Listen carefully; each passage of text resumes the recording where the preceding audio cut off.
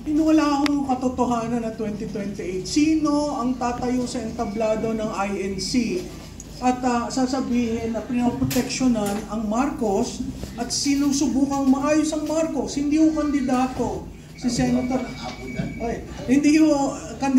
si Senator Marcos sa 2028. Okay? Pangalawa, yun yung kagustuhan ng ibang kampo na ang pareho magbitiw.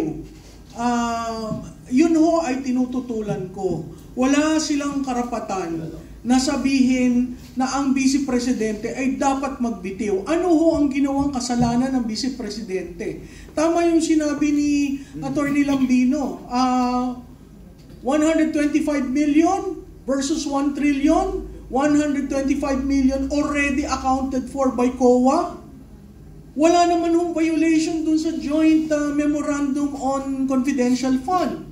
Saan ho ba nanggaling yung confidential fund? Hindi ba ho sa Pangulo? Binigyan siya. Bakit siya binigyan? Dahil sa NTF-ELCAC na na-appoint siya at sinabi niya lately na ginamit siyang pag-check dun sa corruption sa DepEd.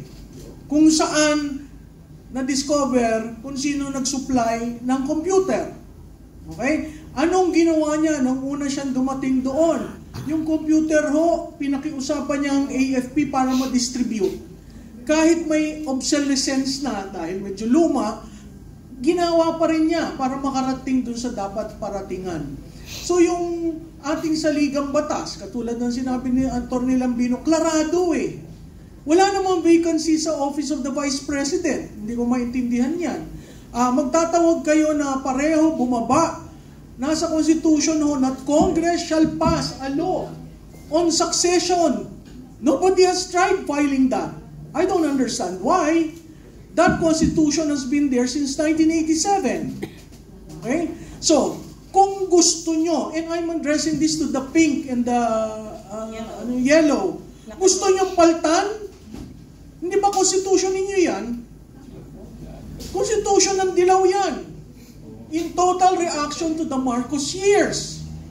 Ngayong nagkakaroon ng labuan ngayon, gusto nyo mag-extra constitutional? Kawawa na ho ang bansa natin. Ang ekonomiya ho natin ay bagsak. Hindi ho masaya itong darating na Pasko. Paulit-ulit kong sinasabi, pag pumunta kayo sa malls, wala hong namimili. Wala hong Christmas rush. Abay, tayo'y malapit na sa katapusan ng November. Hindi ho ba ang behavior ng consumer sa Pilipinas pagdating ng ganitong mga panahon ay talagang kabi-kabila na ang sale, kabi-kabila na ang tiyanggi. Wala ho yan. Hinahawakan ni Juan de la Cruz ang pera niya para sigurado na may pera siya sa susunod na quarter o sa susunod na taon. Ganun ho kahirap ang buhay. Kaya hindi ko maintindihan itong mga kaibigan natin sa kabilang kampo na sinasabi na dapat silang dalawa. Hindi ko rin ho maintindihan na kung bakit ang mga kaliwa ay nasa mesa pa na makikipag-bargain. Para ang panahon na yon ay tapos na. Diba? Respetuhin ho natin yung proseso. At respetuhin natin yung saligang batas na yung mga dilawan ang gumawa. Maganda ba yung saligang batas? Hindi ho. Nakikita natin yung problema. Pero makuha natin pagbabago, napakahirap pong baguhin. Bakit? Kasi parati nila sinasabi, ayaw namin mabago yan. Paano ho tayo uunlad? Kung tayo'y nakaangkla dun sa salita at espiritu ng 1987 Constitution. Sinabi ni Atty. Lambino, napakadali sa ibang bansa na dissolve yung parliament. No?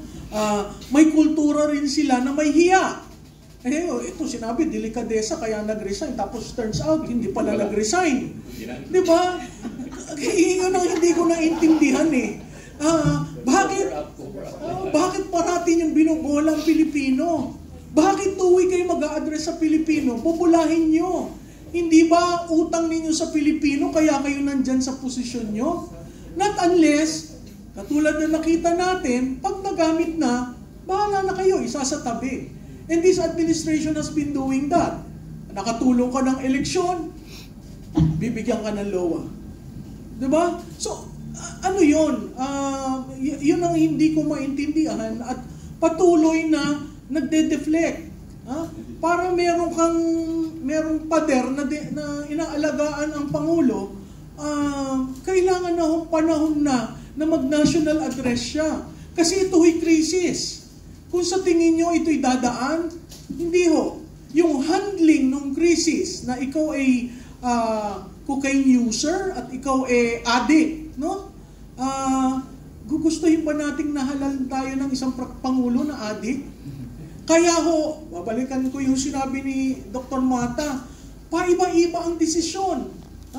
EDCA, supposedly for disaster, may tumulong ho ba? China, na kaibigan natin, umayaw sa China. Kasama mo, linigawan ninyo para sa unity, in-impeach.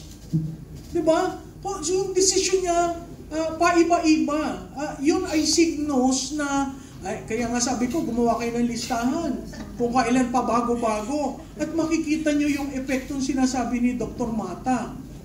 Yung decision making is impaired. Imaginein mo yan kung may nuclear device, no? Sa Amerika, ang presidente may dala-dala. Biglang sabihin, sige, pindutin mo. Ay, di nagkaroon ng gera. Yun yung danger doon eh. Hindi brown leather bag, yung sa pagkang Amerika. Oo, yung brown leather, iba yata ang laman, no? So ako'y nakikiusap. Di ba? Panahon na ho magsalita kayo. At kung ayaw nyo magsalita, dahil nahihirapan kayo magsalita, sir, di ba, gusto rin nyo yung pagsasalita, no? Nahihirapan magsalita, ay magpa-hair follicle test. Yun ang pinakamadali. It ends ngayon. Kung maging positive yun, you will have to make the ultimate sacrifice for this country to step down. Hindi ho ako nananawagan ng resignation, hindi ko ho never kung sinabi mag-step down. Pero, kaya hindi ako umakyat ng entablado nung nag-rally. Sabi ko, kayo na lang yan. Kasi hindi pa ako sigurado, kasi may mandato. Pero nung narinig ko si Senador, at alam kong agonizing yung decision na yan. Kasi nung 2025 na eleksyon, pinag-usapan na namin yan eh. Paano ko pa sasabihin? Abay kakoy, ikaw yan. Diba? Napakahirap mong isipin at sumunod sa isang leader na may problema na ayaw niyang i-admit na may problema siya. At to those who allow him, extra leeway, hindi ho nyo mahal ang Pilipinas. Ang mahal nyo lang, yung notion na maging presidente uli ang isang Marcos. Yun ho nakakalungkot eh, kasi karamihan sa amin dito, akala natin redemption. Talagang magsisilbi sa Pilipinas, ay day one pa lang mo, hindi na eh. Diba? So yun yung nakakalungkot kasi may mandato siya. Pero yung mandatong yun, tao rin ang mag-aalis. Tao rin ang mag-aalis kasi karapatan ho yun ng taong bayan. No? Kaya kay Secretary John Vic Remulla, ikaw na may kaibigan ko, hindi naman ito inciting to sedition. Dahil hindi naman ako nagsabi na ibagsak, no? Pero there comes a time, yung mga politiko, there comes a time when you really have to think about country. And when you really have to step up on the plate and say, pasensya na kayo, nagamit ko ang pondo na hindi tama. Oy, wala naman tayo naririnig na politiko na gaganyan. Wala nang boses si Congressman taga-Caloocan. Erice. Diba? Yung passion talagang... Pero wala. May tumayo ba para sabihin na humihingi ako ng paumanhin sa aking mga constituent? Wala. Maganda pa nga yung sinabi ni Atty. Lambino. Naghaharakiri, humihingi ng apology, South Korea, Japan. Dito sa atin, wala eh. Pakapalan ng mukha eh. So, parte yun ng kailangan nating i-correct. Dahil sa dadating na 2028, abay dapat iba ang uri ng pinuno na ating ihahalal. Yan yung sa demand side. problema mo sa supply side ang COMELEC at ang ating sistema. Marami hong aayusin. Kaya ang taong bayan, parati na lang, ay drama lang yan, wala naman nangyayari. Makakalimutan rin yan. Ako, humihingi ng tulong sa inyo, lalo na yung sa vloggers at sa media. Magtanong kayo, hindi yung porke dineflect kayo ni BFF ko, hindi nyo natatanungin. Pero saan ka naman nakakita? Tinanong dun sa yung incapacity provision, biglang ang sinagot, ay dapat yung dating administrasyon questionin sa corruption. Diba? Paano ka nakatulong dun sa usapan publicly? Nasa saligang batas natin, there are 4 grounds. If there is a vacancy, at saka napakahirap ng incapacity. Yes. Kasi dadaan sa Kongreso. Exactly.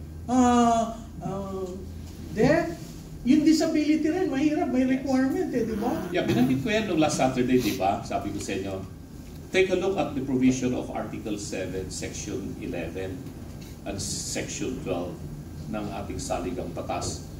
Andoon yung, sabi ko, tagal ko nang tinuturo yan for 20 years, tinuturo ko yung saligang batas na yan. Sabi ko, itong provision na ito, in Section 11, Article 7, in regards to the inability of the President to govern.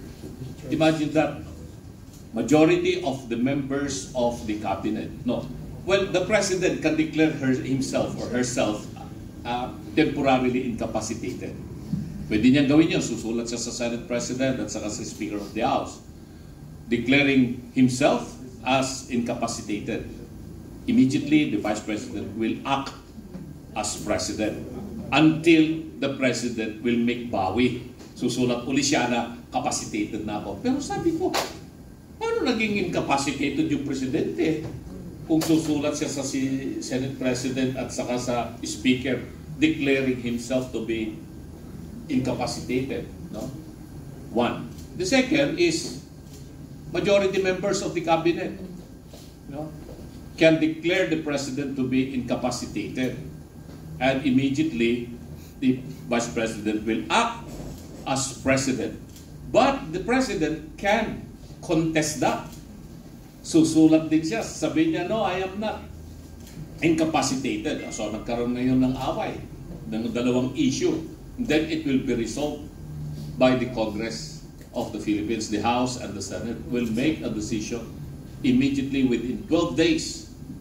They have to convene and decide, talaga bang incapacitated yung Presidente? And if they decide that the President is incapacitated, then the Vice President becomes the President. Then you go to Section 12. Doon naman sa provision ng Section 12 na yan. Kung ang issue ay patungkol sa health ng President, and that is a public interest, nakalagay po doon. When the health of the President is already something that is questionable, and I think itong revelation ni Senator Amy Marcos na ito, this involves a health issue of national significance that Congress must take a look at. No? Must take a look at. And take a look of this very, very seriously. Hindi natin sinasabing i-impeach si BBM, but take a look at the provision of the Constitution. Kasi nga, binabanggit na natin dito. He being the Commander-in-Chief of the Armed Forces, he being the Chief Architect of Foreign Policy. Ang laki pong damage sa ating bansa. The future of our nation is now in danger. At this point in time, at ito sabi sa akin ng, well, mga Western diplomats ito. Western diplomats.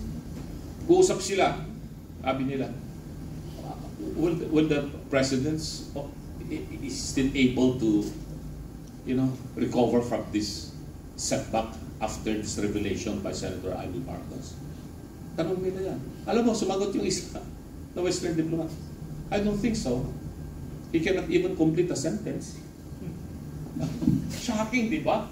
Ganun na yung tingin sa atin. Kasi nga naman, napapansin natin pag nagsasalita siya sa media, di ba? Hindi mo mawari. Hindi mo malaman kung ano yung sagot niya sa mga planong na sinasabi, di ba? So, yun lamang po. Ayan, before tayo sa next question, magpapasko na sa